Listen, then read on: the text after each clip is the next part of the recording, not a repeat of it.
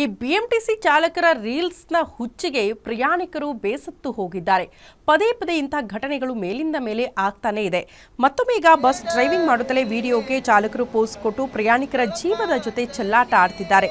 ಚಾಲಕರ ರೀಲ್ಸ್ ಹುಚ್ಚಾಟದಿಂದಾಗಲೇ ರಸ್ತೆ ಅಪಘಾತಗಳು ಆಗ್ತಾ ಇದೆಯಾ ಅನ್ನೋ ಪ್ರಶ್ನೆ ಕೂಡ ಮೂಡಿದೆ. ಕರ್ತವ್ಯದ ಸಮಯದಲ್ಲಿ ಹಾಗೂ ಕರ್ತವ್ಯದ ಜಾಗಗಳಲ್ಲಿ ಚಾಲಕರು ರೀಲ್ಸ್ ಮಾಡ್ತಾ ಇರೋದ್ರಿಂದ ಪದೇ ಪದೇ ಈ ರೀತಿ ಬಸ್ಗಳು ಅಪಘಾತಕ್ಕೀಡಾಗ್ತಾ ಇದೆ ಅಂತ ಹೇಳಲಾಗ್ತಾ ಇದೆ.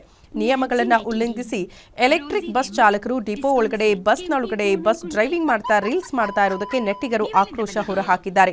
ಎಲೆಕ್ಟ್ರಿಕ್ ಬಸ್ ಚಾಲಕರು ಗುತ್ತಿಗೆ ಆಧಾರದಲ್ಲಿ ಕಾರ್ಯನಿರ್ವಹಿಸ್ತಾ ಇದ್ದು ಬಿಎಂಟಿಸಿ ಅಧಿಕಾರಿಗಳಿಗೆ ಈ ಚಾಲಕರ ಮೇಲೆ ಯಾವುದೇ ಹಿಡಿತವಿಲ್ಲ.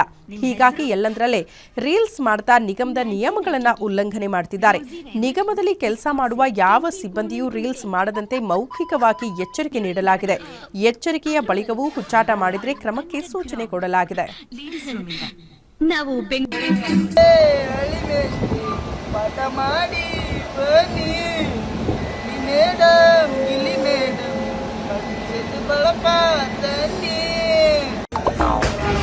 ಇಲ್ಲಾಗ್ರಿ ಆಧಾರ್ ಕಾರ್ಡ್ ಟಿಕೆಟ್ ಎಲ್ಲಿಗೆ ಹೋಗ್ಬೇಕು? ಬೇಗ ಆಧಾರ್ ಕಾರ್ಡ್ ತೆಗಿರಿ, ನೀವು ತೆಗಿರಿ.